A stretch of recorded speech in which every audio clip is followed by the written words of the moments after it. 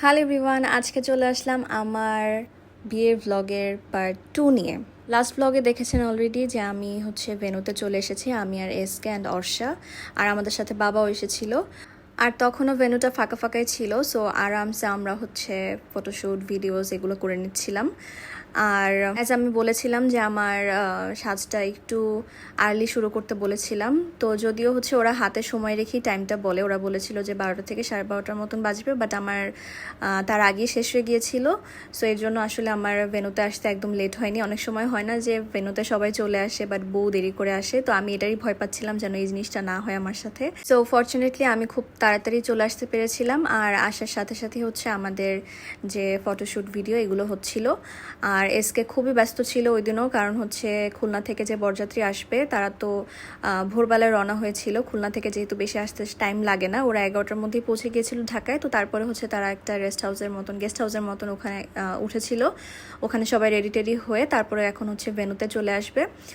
তো সবার আসলে ঢাকায় এসে রেডি হতে হতে অনেক টাইম লেগেছিল। আর এখানে অর্ষা আর ভাইয়া, মানে ওর ভাইয়া অর্ষা অ্যান্ড ওর ভাইয়া এখানে ফটোশ্যুট করছিল। আর এখান থেকে এসকের ফ্রেন্ডসরা ওরা সব ঢাকাতেই ছিল হলুদ থেকে, যেহেতু হলুদ মেহেন্দি সব কিছুতেই ওদের সবারই দাওয়াত ছিল।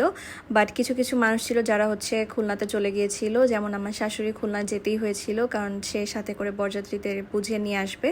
সো এর জন্য আসলে কিছু মানুষকে খুলনায় যেতে হয়েছিল, আর বাকিরা সবাই ঢাকাতেই ছিল গেস্ট হাউসে।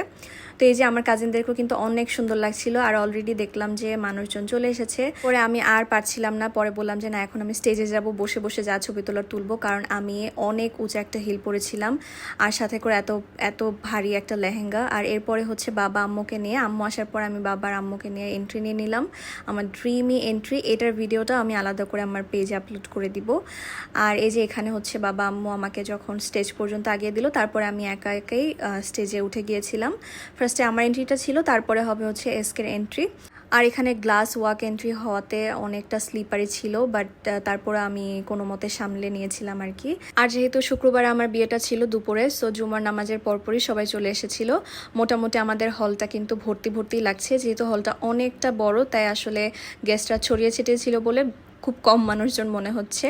তো এরপরে ওরা যে টাকা দিয়ে একটা ডালার মতন সাজিয়ে আনবে, সেটা সাজাচ্ছিল ভিতরে। তো আমি বলেছিলাম যাতে আমার জন্য ভিডিও করে রাখে।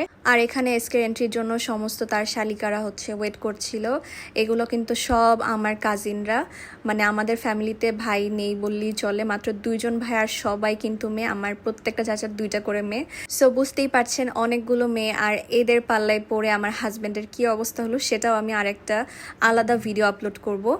সো যাই হোক, এখানে অনেকক্ষণ তারা মজা টজা করলো। আর এখানে যে অ্যামাউন্টটা ছিল সেটা আসলে ওরা একটা বুকের মাধ্যমে নিয়ে এসেছিল, মানে বুকে সাজিয়ে এনেছিল টাকাগুলো দিয়ে।